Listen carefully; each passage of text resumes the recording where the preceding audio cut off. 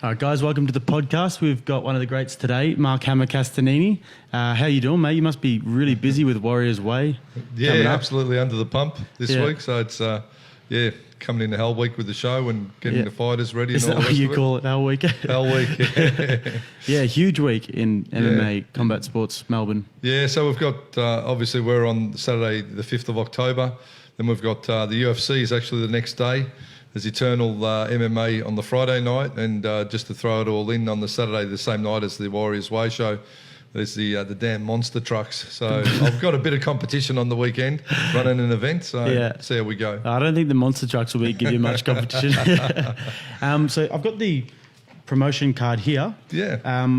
You guys have got some big names in terms of Australian up-and-coming sport. Kickboxers, Muay Thai fighters, as well as New Zealand fighters as well. Yep. A few guys fighting out of City Kickboxing in New Zealand as well. So that's a real...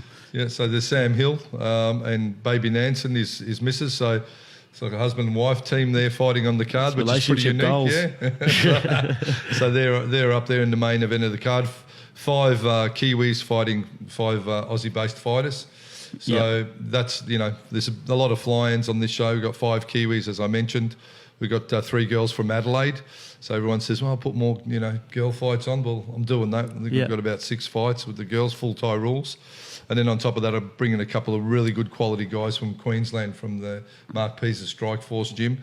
So this is a stacked card. Hopefully people turn out and support it. Everyone's always like, oh, you should do this and you should do that. And we'll come. Well, I'm doing it. See if they come. If they don't, I'm going back to the amateurs. Yeah. Well, it's Doncaster Shopping Centre. Doncaster Shopping Town Hotel, yep. Yep. Cool. And have you done events there before? Yeah, every one of our... Every one of them? Yeah, every one of our events are run there. It's a beautiful venue. Yeah, it looks amazing. It's like sort of got a bit of an auditorium feel to it. So the ring is down, sort of sunk down, and then you've got the tables around it. Yeah. Big stage walkout. Then we've got, one level area, which is the next step up, and then there's the bar sort of top area. So no matter where you're at, you feel like you're right in the next to the ring. I've been watching the previous ones, and they look like the atmosphere is really electric there. Yeah, I love it. I've been offered a lot of venues, and a lot of people have said, do it in the city, do this, do that. But I'm hard pressed to find a venue that generates that atmosphere, and the fighters love it too, because they go, man, it feels like everyone's right in there with you. So and you've got one of your boys fight, or 2 of your fighters as well. I've got Sam Hemming, who's one of my instructors down at Hammer's gym. So he does, he's been with me pretty much from the start. Great guy. River Daz's main sparring partner at the gym, so they're about the same weight. And then there's Callie Ramsbottom, who's one of the fighters that trains out of my gym too. So she's on the card against a really tough girl from Adelaide. So that'll be that. As I said, every matchup's going to be close. It's great to have Ladbrokes on board too. They just come on board, so you can actually have a bit of a wager, bet on the fights. And makes it a bit fun. I figure they come on board because if the fights are hard to pick, that's what they love, because it doesn't stack the books. I suppose it's it's a real close. All the fights are real close. Awesome. And who else can we get excited about on this card?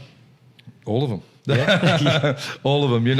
The Sam Hill and the Lexi, that's the main card or main event, and they're the team who I've nominated as being the team captains.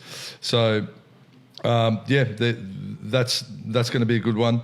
There's Jen, who's one of the main trainers down at Morricott Muay Thai, fighting Joey Balon, and Joey's from New Zealand. He's out of Sydney, moved to Sydney just recently, but Joey's just a banger. He's King of the Ring champion, and the Filipino kid they call him, and he loves sort of getting in the pocket and throwing down. So it's going to be the evasion of the Thai stylist against Joey, who's going to be walk up and letting them fly. So, but every fight I'm excited for. Yeah, it looks like that, and just a fantastic idea, Australia versus New Zealand. What better way to just trigger everyone, to get some excitement going as well? Yeah, well, I thought the main thought was that is, I always bring the Kiwis, and I love them because they're so willing to fight, and they come and they're very appreciative of opportunities, and that's something as a promoter. I do these shows not because I have to, because I want to, and it's a good supplement to the business that I'm already running.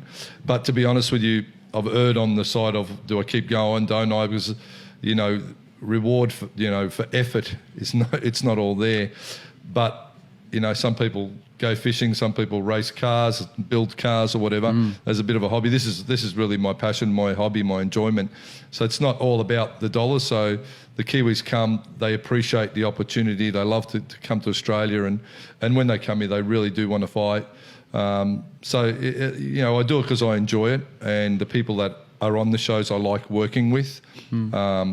For the most, most of them appreciate the opportunity, the exposure. The show gets on Fox Sports, which is one of the, I suppose, few shows that gets on regularly on Fox Sports.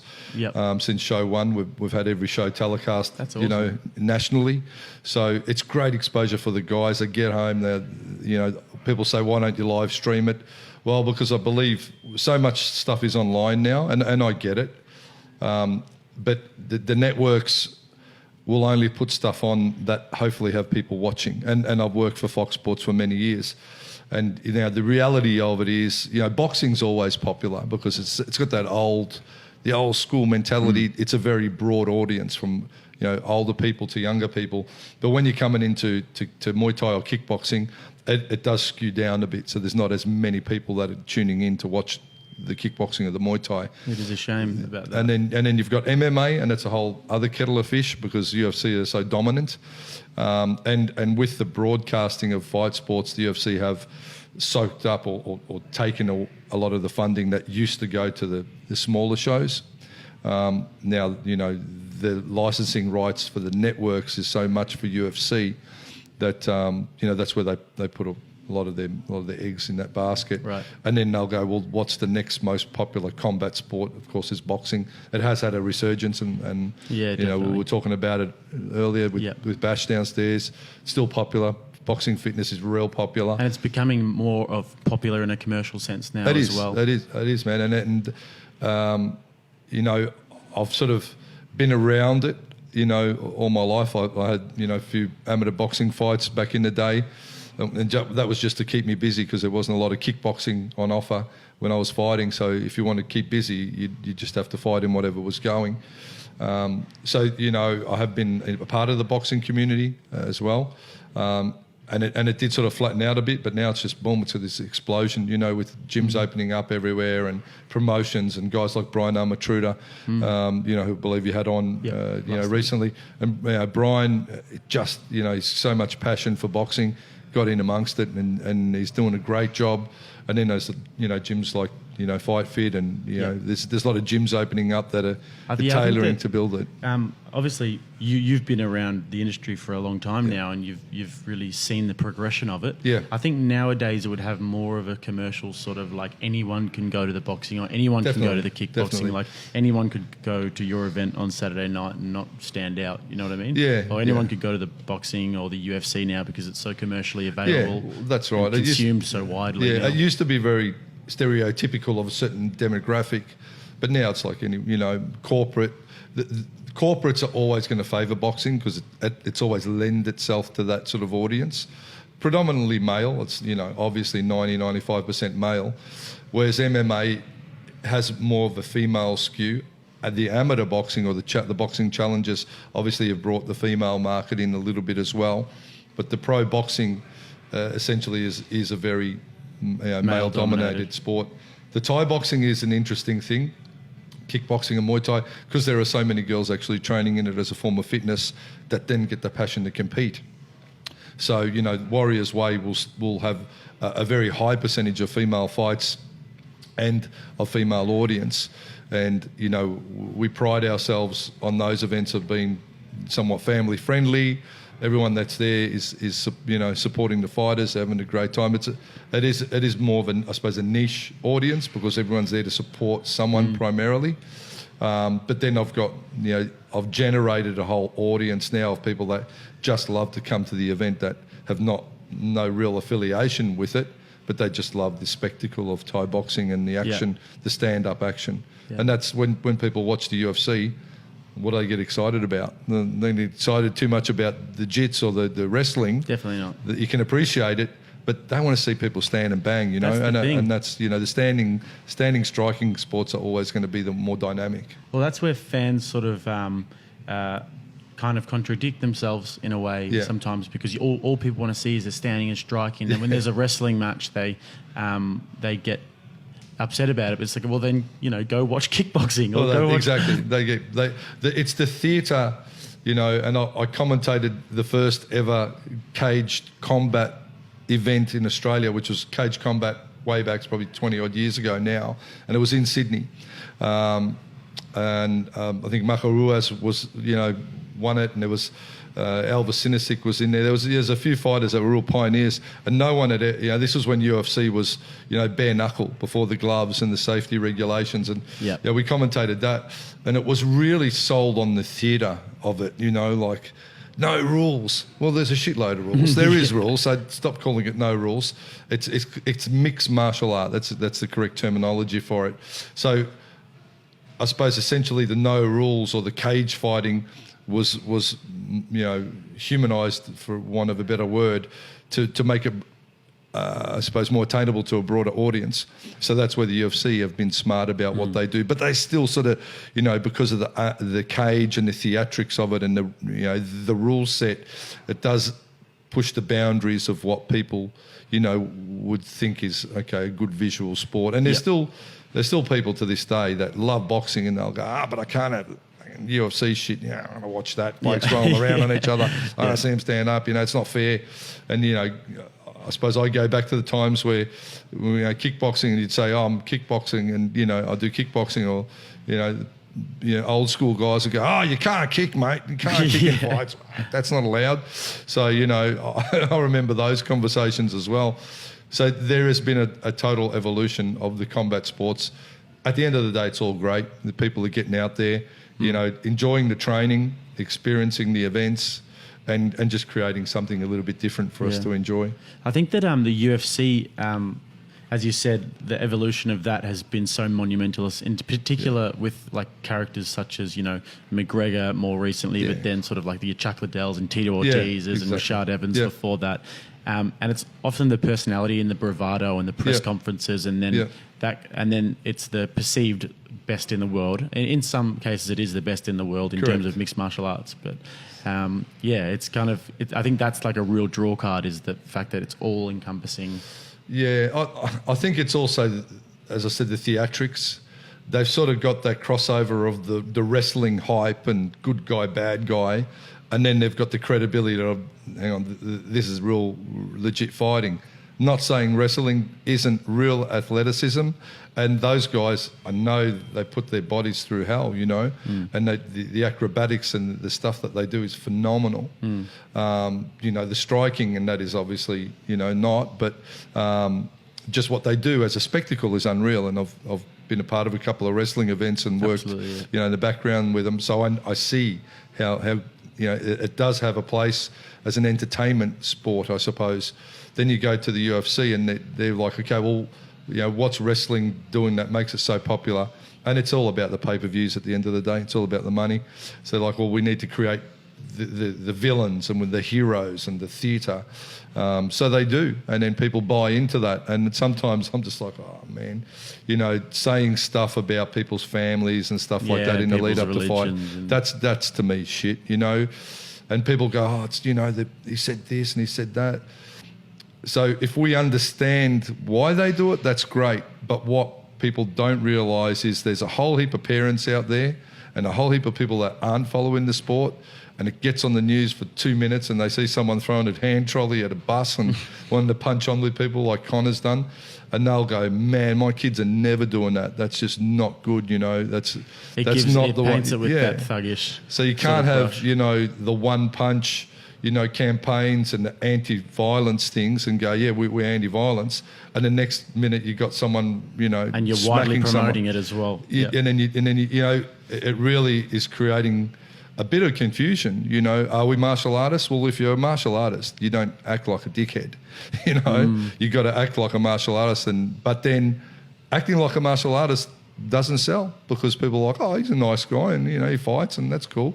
But when they see someone go crazy and call out people and, you know, do all that stuff, it's like, oh, wow, that's, you know, we've got to go and see he's going to get killed or he's going to kill the other bloke or whatever. And so there's our human sort of need for blood and gore. Exactly. And for, going back to the Colosseums, you know, the Colosseum times. Yeah. So there's a real confusion, I think, over what some people perceive the sport as. You know, the media was very anti-combat sports. And, you know, I used to ring papers, the Herald Sun or whoever it would be, and say, hey, this kid's just gone overseas, he's won this title, he's, you know, had epic fights, and, you know, throw some of the old school names out, you know, like Tosca Petrides, you know, to me, one of the legends of the sport of kickboxing. And, you know, close affiliation with you guys, with Paul Fifield. Of course. These guys are underrated.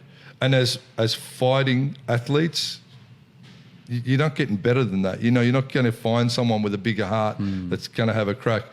And they were just ignored. Fly the flag for Australia. That's the part I love. They were just ignored. And now it's like, you know, the Herald Sun or the networks that gobble up the stuff that the UFC puts out there because they've got the cash flow, because they've got the exposure, because they're going, oh, wow, well, okay, they're getting this million pay-per-views, so there's that many people following the sport, then we have to do something about it, which is quite hypocritical from their point of view, because in the past when they've been approached about combat sports, they're like, hasn't had the financial interest. we don't want to promote blood sports.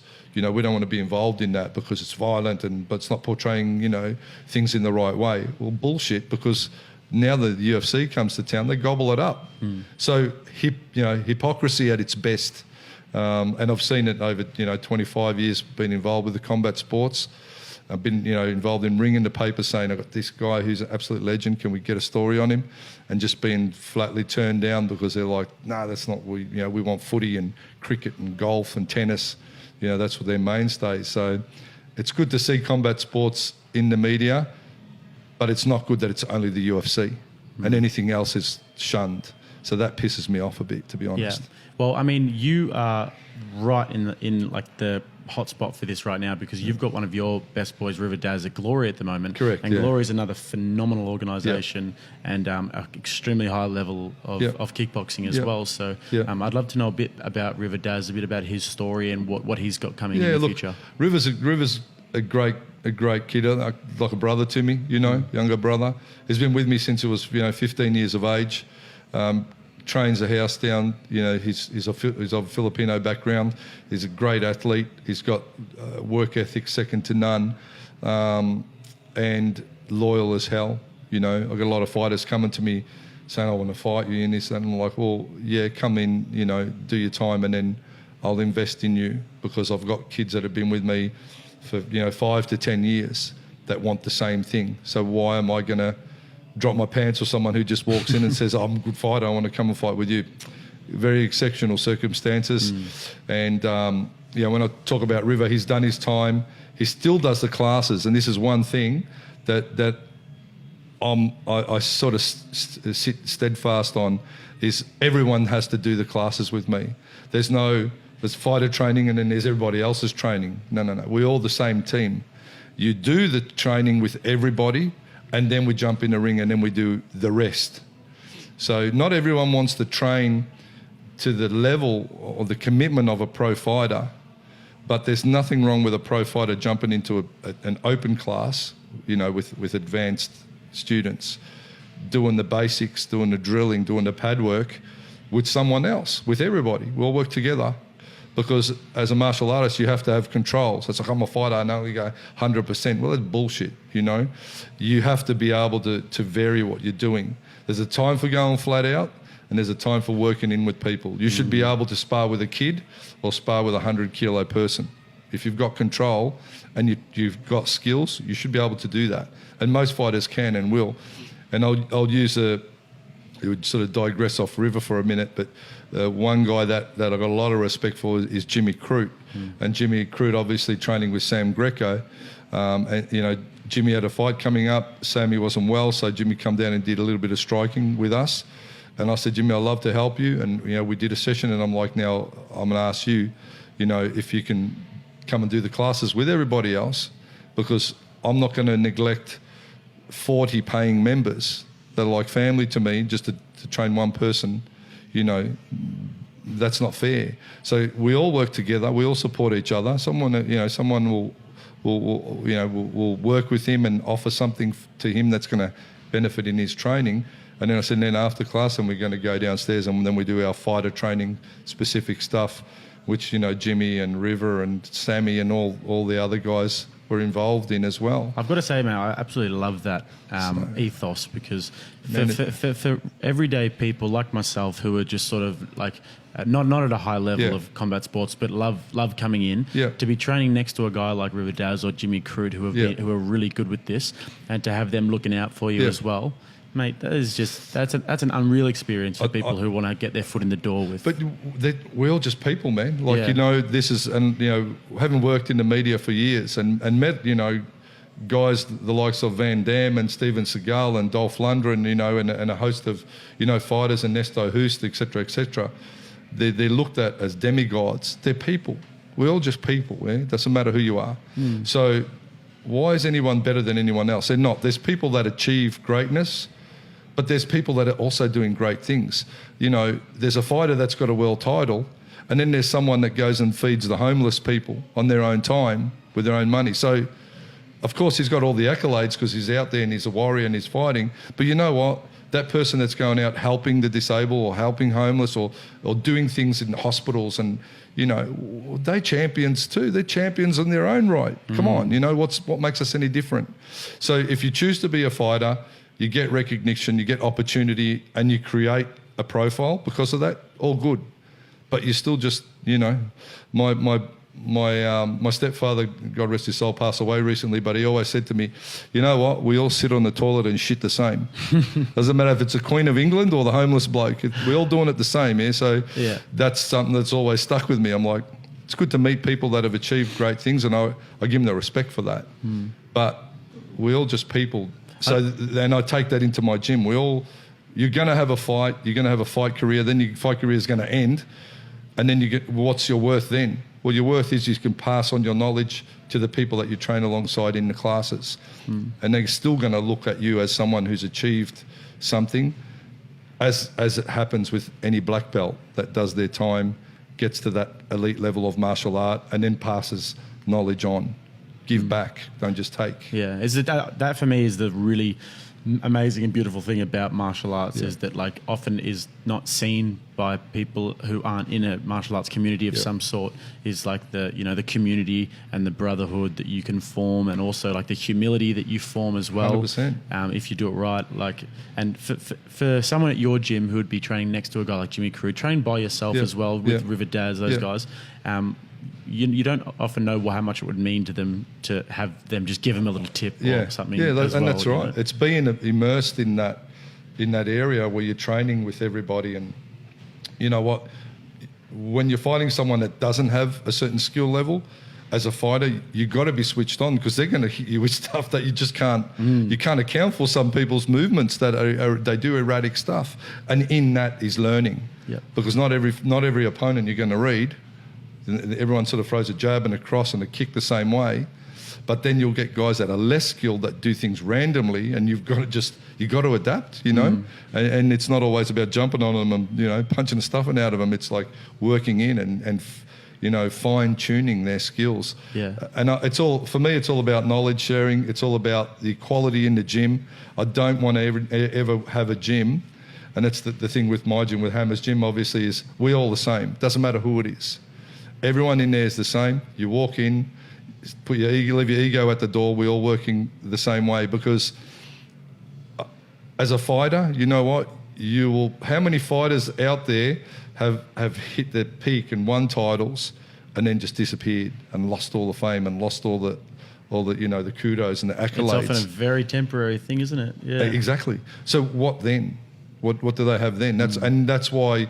Who are you without that? You know, whether it's a footy player that's had all the fame, or a fighter that's had or sportsman that's had all this fame, and then, you know, they're yesterday's hero, and there's a new kid on the block that's then going to be the flavour of the month.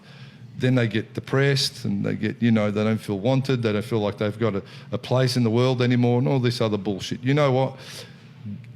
Get people around you, enjoy the journey, And then when it's your time to go, you know what, now I want to not fight anymore, I want to focus on business or family or whatever else, you're still going to be having that ability to share what you've been through and experiences and see that manifest in up-and-coming younger fighters. And that's me, you know. I fought for many years and then I didn't fight anymore. So I never thought I'd love being a trainer or a coach, but I love it now. Like, you know, it's... Yeah. You know... And I honestly think, like, I think the wisdom that you've just imparted through what you've been saying now is something that would be so valuable to a young fighter as well, because often people might get a big ego, might get a big head, or just anybody in general. And to have somebody like you looking out for them, I think your fighters would be absolutely... so grateful one day. Or maybe I've watched Riverdaz's profiles, and he says, you know, about you that you're like a brother to him. It's going to be a lifelong friendship, and it's really awesome to see. We'll be friends, you know, through the whole thing and after. And you know, it's not just, I don't just talk to River about fighting. We talk about everything. You know, there's, you know, I like to share my experiences. You know, I've been married a couple of times. I've had a lot of relationships. I've done a lot of things wrong. I've done a lot of things right. You know, and they say a smart man learns from his mistakes, but a smarter man learns from the mistakes of others. So I know there's shit that I've done that's been pretty ordinary. And I'd go, man, if I had my time over, I probably wouldn't do that.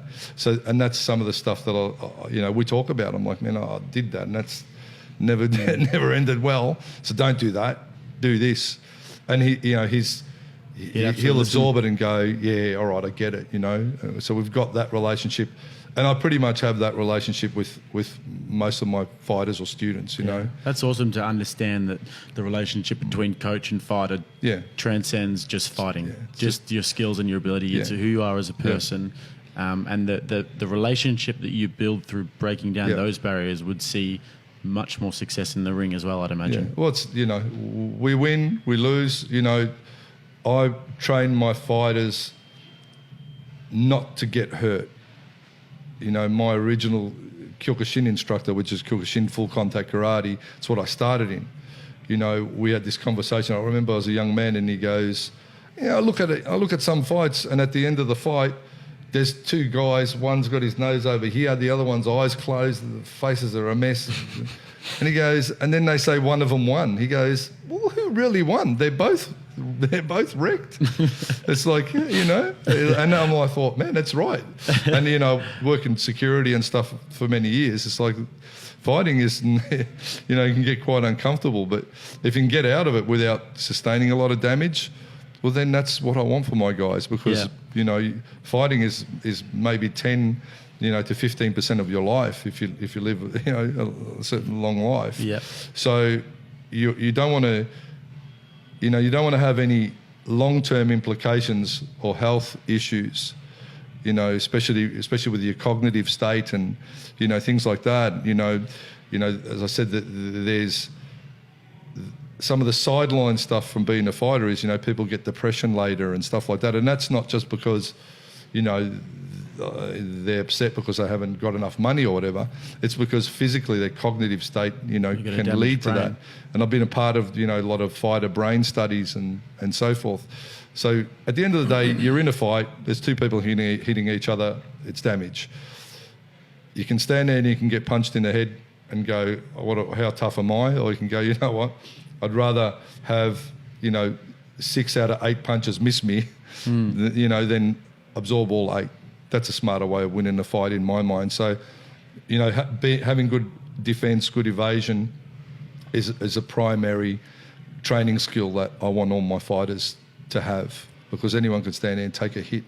Are you also sparring, like, not every session? No, and obviously, you know, 30, 40, 50% sort of thing? Just got to work in. If guys aren't working in, you know, if you have to fight with your teammates in sparring, then are they really your teammates? Are they trying to knock you out in sparring? Because that's not going to help you over the long term. Picking shots, it comes back to placement, control, skill level, you know, balance. You know, you have to be, if you've got a car, let me put it to you this way. If you've got a car that's capable of doing 300 kilometres an hour, lucky you first. But if you have a, doesn't mean you go, all right, I'm going 300K everywhere I go. Accelerate, brake, enjoy the ride. You know, when you get on the open road and you got the time to do it, then bang, then you go 300. You know you can do that. And it should be the same with any fighter or martial artist. I know I can knock someone out with my right hand, but I'm not going to run around the ring trying to right hand them all through the fight. How do you avoid, because I know it's a very prideful thing, even when I've been sparring with Nick Carra twice a week, not with, he'd fucking kill me if I tried to spar with him, but just in his sparring classes. But how do you, take somebody who is like a very prideful or just like a bull to gates type character, and then how do you ease them out and make them understand that it's not that it's a marathon, not a sprint? Well, look, you've just said you spar with Nick Carra, so Nick's not trying to kill you because he has that control to work at your level. I don't spar with Nick. I do his classes. His classes, but he coaches. You know what? You could spar with Nick, and he would look after you because he has the ability to do that. Yep. So how do you get that message across? Is I do it from the infant stage of teaching. Someone walks in the gym, teach them a jab, cross, push kick, low kick, da-da-da-da. Now, if I put them on a bag, I want to see them go hard and I want to see them balanced. We do a lot of line work, which is throwing full power kicks and punches in the air, because I believe when you're bouncing off a bag or pads, especially with kicking, you're not engaging your correct core muscles, so you have no control. When you fight, not every kick or punch you throw lands. Am I right? Yeah. So you have to. So what happens when you miss? You go off balance. Correct. So what I aim to do is to teach them to flow and kick and punch with full power, miss and be balanced. Throw a head kick, you miss. Back in your rhythm. You're back, and you can throw a jab cross afterwards. Right. Rather than throw a head kick, end up on your on your forehead on the ground. And that is where my teaching style was really. A lot of people put shit on me when I started teaching Muay Thai in a traditional format. They're like, "Oh, you can't do that. I mean, I'll never get a fighter, and he's an idiot." And I'm like, I'm doing what I want to do. I'm doing this because this is how I want to teach. Systemized teaching and learning. I've always had that from day one when I started in my garage. And I thought, you know what? I'm not going to get my guys that I was training with, I'm going to test the theory out, see how they go in the fight. So we did a few tournaments. They did well. And I'm like, we're going to Thailand now. We'll fight in Thailand. So I'm not going to come, I'm going to get two of my boys, put them in a small show in a pub, and then people go, oh, but that was a small. It's bullshit. You can't do that if you want to train fighters. So I took two of my guys who went to Thailand. We fought in a Thai stadium and they won. I come back and it just justified to me that how I teach works. And that was years ago. And I've never changed that ethos. So, River, as I said, even Jimmy, when he did a little bit of training with me, any of the fighters, Chris Butcher, Dave Bashner, one of my first fighters, these guys all had to do the basics. They all had to do the line work. They all had to work to my count. We did it all together. And then we just, then we progressed from there, and the sparring and the pad work and the clinching and everything else was just layered and added in. Awesome. So how do you get that? You get it from the start by teaching people good balance, good skill, and a good training ethos just from the start. You're not here to bash anyone up. Is it, if you come down and try and bully someone in my gym, I'm going to make sure that first I fatigue you, and then I'm going to get guys to bash you afterwards. Just because there's no way of getting someone just to bully people in a gym and think that they can walk around with their chest pumped out. It doesn't work that way. Yeah. When you start believing that you're indestructible that much is when you'll also start losing your fights, because you become arrogant and you stop absorbing knowledge. So when you were working with Jimmy recently, what did you see as his biggest strengths as a fighter?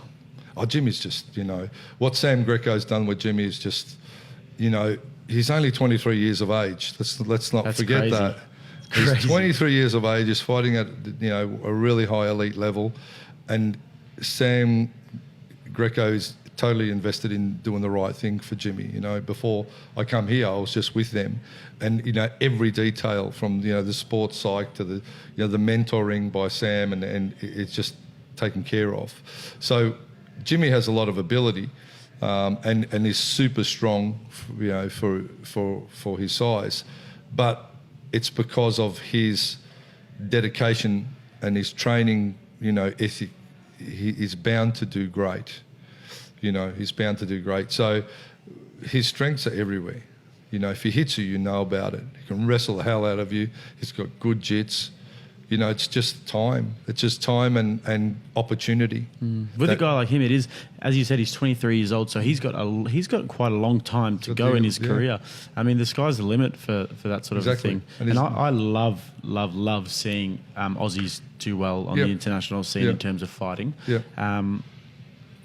Obviously, Volkanovski has just been announced to fight against Holloway as well. I think those two guys are like an exemplification of good martial artists as well, which is and Rob Whittaker too. Let's not forget he comes from a martial art background as well. Of course. And you see that these guys will carry themselves a little bit differently too.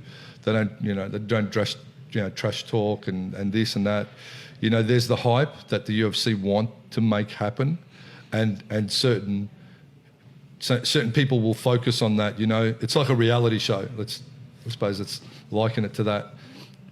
What you see on TV is very much produced footage, and there's a lot of TV shows that do it. Current Affair, even will do it. They'll show an interview and they'll go, "Oh, this guy did this and that," but you don't see things in the full context of whatever conversation it is. So you can either be made to look like a villain or a hero at the producer's discretion. I hope you make me look like a hero. I'll just cut this shit up. I'll just edit it and make you say horrible things. But yeah, so, these guys have to carry themselves a certain way. They've got to be, holding themselves a certain way and not allowing the opportunity for them to be portrayed in a negative light. And for the most, they do that. And I think that comes back to a little bit of their grounding in the martial arts overall. They're not just fighters. There's a bit of a... There's a bit of a trend these days. I was talking to someone about it, especially in the States, where guys will train and they'll have one MMA fight in some small sanctioning bodies event somewhere in the States or even here in Australia. And why do they do it? Because they just want the Insta fame. They just want to have that MMA gloves in a cage. They might have got pounded on for 3 rounds, but that picture at the end, worth it. That's all they'll do. They'll never fight again. So there is in America a very high turnover of MMA Insta fighters where they get in, they train, they do, very mediocre. They'll never fight again. They never want to fight again. They're not martial artists. They're just people that are seeking that bucket list. They're bucket list fighters, essentially. And that's fine if it's at an amateur level, but when they start to do that at a pro level, then it becomes a whole different kettle of fish. So, I think in combat sports, for any coach, not to be fame hungry and just want to stand in the corner and they go, "Oh, we're going to get you on the show, mate, and I'll be in the corner and you'll get hit and I'll just give you water." Just look after your fighters, and fighters have a realistic expectation. There just has to be that integrity 100%, in terms of pro fighters. 100%. You have to look after them because it's not a game. And there are the bucket list fights. There are the amateur fighting, nights, and I love them. They're like tournaments, and I did many tournaments as well. And there's nothing wrong with that too. But let's not get the amateur stuff confused with the pro stuff. And, then don't get me started on the titles and how many bullshit titles there are out there too, because that just hurts the integrity of the sport. When people are just rolling titles out for whatever reason, that's a whole different kettle of fish. So there's a place for the bucket list fights and, the fight nights, which are essentially a fun night. People that have trained a bit, want to have a crack. They're not going to stop training. They've enjoyed their journey. There's a place for that. But those things have to be regulated. Correct. Like the FightFit Challenge that we do. Correct, yeah. That's something that's regulated, it's sanctioned, we all train together, we're matched up by people who have our best interests in mind in terms of Paul Fife. But that's a way different thing to what I'm talking about. That's it's almost like an interclub tournament, so to speak, which I've been running for 25 years. Exactly. So people get in, they test themselves, they get a trophy, they take the experience away, and then they decide, you know what, I really like that, I'm going to kick on from there. Or they go, well, I did that, I didn't really like it that much, so I'm going to stop. And that's always been the way with fighters. And the way that the amateur or the challenges are run is very safety driven. What I'm talking about is the guys that get thrown into the pro ranks, underdone, skill levels low, and they're being put in for the wrong reasons, being mismatched. That's the stuff that really needs. That's a whole, as I said, there's a whole different topic, but it comes back to just credibility and everyone just keeping their egos in check a little bit and going, you know what, I've got to put more time in before I step in the ring and have a pro fight, or step up on that card, because it does no one any good. No amount of Instagram likes and followers and gratification is worth having no integrity about the way you go about martial arts. That's a bit of a thing these days. It's probably more with MMA. It's level right out, because I think people have discovered that an MMA fight and getting hit with, watch one of Tony Ferguson's fights and you'll see. Getting smacked with those little gloves will give you a reality check pretty quickly, when that first punch hits in the head. And I was actually looking on your Facebook yesterday. I'm not stalking you or anything, mate, but, but you had an 11-year anniversary of a photo of you training with John Wayne Parr as well. Yeah, that's right. He's a massive hero of mine, John Wayne Parr. I'm interested to see from your perspective what was he like as a fighter and as a person. Oh, well, look, Wayne's still going. He's having his last fight, and he's having another fight with Anthony Mundine, which I'm very happy. He needs to get that 100th win. Man, I'm happy to be calling it. For kickboxing as well. You'll be calling it? Yeah, I'll be calling that, which is going to be great. What the photo you talk about was from a show called The Contender Asia. And there was a series that Mark Burnett, who's the producer of The Apprentice and all that. Yep, I've seen the show. He did The Contender, which was a boxing show. Well, they did a Thai boxing version of that, and wow, that was awesome. For me as a commentator to work on a show that was broadcast live all around the world. There's a little bit of pressure because you can't screw up, but I commentate like I'm having a conversation. If you think of, I'm talking to you, or I'm calling a fight, and we're just talking about it. There's no pressure. It's just the adrenaline rush of being involved, and the producers were over from Hollywood, and it was done in Singapore, and the production was off its head, and the live finale was massive. I love being a part of that, and training with the guys in the Contender House, which wasn't on the show. They still trained, so I got to train with some of the boys in the house and with Wayne, and see what they how they produced the show was an awesome experience for me. And Wayne, I've known him for a long time. I helped him to, manage a couple of fights, back in the day, and we talked a lot on the phone when I was running the magazines, International Kickboxer and Blitz, and all the sport magazines. I was a GM of the publishing company back in the day.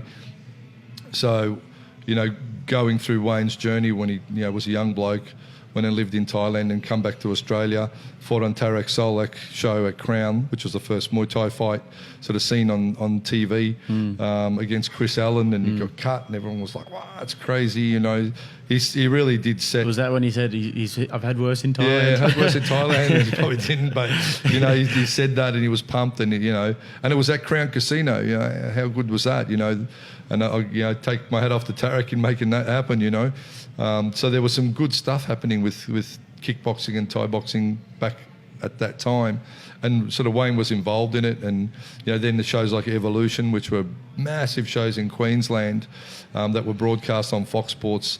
They just grew, organically grew this groundswell of support for Muay Thai that people never even knew about.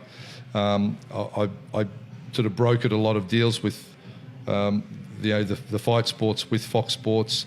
And we had the Battleground series on, and from overseas, which was through the World Muay Thai Council and my good friend Stefan Fox. So he was giving me footage, from all, from Sweden, France, and Holland, and Thailand, and all parts of the globe, just because we wanted to get it on TV to show people what Muay Thai was, and that really helped to grow the sport. we had it on Fox Sports and Fuel TV, which is no longer. But there was, this is when pay-per-view channels were kicking off, and people were seeing Muay Thai for the first time, and it was really, really Hammer great. Time. Hammer Time, I would say I'm the first and only fighter in the country to have his own weekly TV show, so I was pretty wrapped with that. Took me 8 years of campaigning to get it through, but we got it through. So and then UFC sucked all the budget, sucked the life out of it, sucked all the budget up. So damn you, UFC. UFC. But it was good. We need another incarnation of that of some sort because it's growing so big in Australia now. It's so popular. We need something that's like with somebody who's credible in the industry. It's something that I've Bring got back my side. I've got my side set. It's a couple of things in the works, but when the time's right and the support's there, and there's a lot of content now. You guys doing podcasts. There's a lot of content out there, so you really need to find a way of making stuff stand out. Right. So I guess we're all just trying to do what we love and make it a little bit more available and more consumable for people. And 100%. Yeah, 100%. Anyways, man, I know you've got to get to training tonight, so I won't keep you any longer. If you just want to tell people where they can find you on Instagram, on Facebook, where they can find your events and all of that. Yeah, guys, Mark Hammer Castagnini on Instagram, Mark Hammer Castagnini on Facebook. That's really the two social media things that I've got time for. There's Hammer's Gym as well, Warriors Way events. So that's my main sort of social stuff. I don't do Twitter that much. Got enough stuff happening at the moment. I hope I hope you guys you've enjoyed having a chat. A lot more things to come. I've got a few things in the works as well. Definitely. It's been great to come down here. FightFit's an awesome gym as well. So and Paul Fifield is an absolute legend. You're a legend, Paul Fifield. So we'll have to. That's a whole nother podcast, Paul. And Bash as well. So the guys inviting me down and yourself, obviously, I really appreciate it. And hopefully you've liked it and enjoyed the chat. Yeah, well, thank you so much, mate. I really appreciate you sparing some time for us. It's obviously such a big week in Combat Sports Australia. Guys, Warriors Way, 5th of October, Saturday. If you've got nothing to do, get yourself a ticket, get down, get on to Warriors Way on Instagram, get on to Hammer's Gym on Instagram. That's it, mate. Thank you very much. Thank you, man. Appreciate it. My pleasure.